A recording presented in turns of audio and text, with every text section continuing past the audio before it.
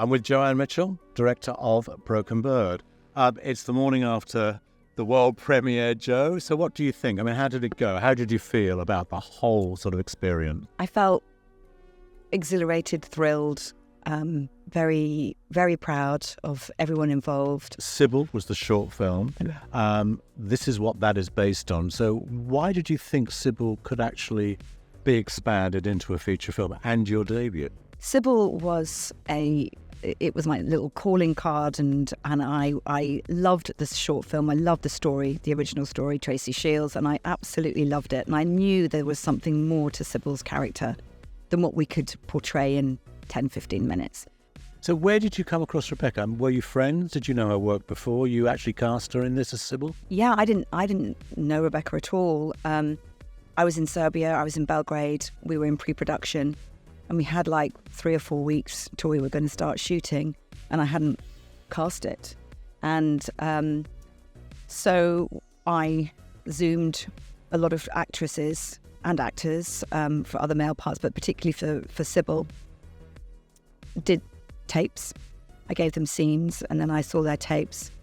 And when I saw Rebecca, who I'd never met before, I didn't know her work, I was immediately drawn in. You mentioned Serbia. I mean, the film is actually set in the north of England. Yeah.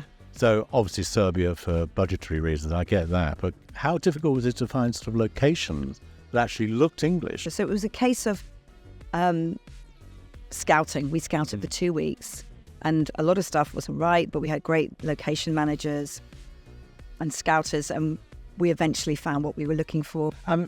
Heads of department and actually working in Serbia. I mean, everyone says, the British film industry, darling, is like, has the best sort of like talent. But how did you find the people working? I'd done a lookbook and mood board, and so I showed all the different departments, so they knew what was going on, and we talked extensively about it. And I was really worried because some of them hadn't even been to England, and I was thinking, are they going to get this? Because it's quite strange.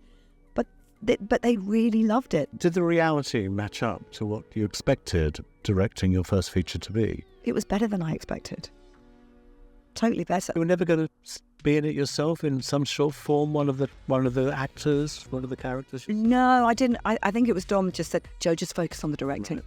And it was kind of because I didn't know what I was walking into. What was the one thing you learned, you think, from actually doing this as your feature debut? Teamwork.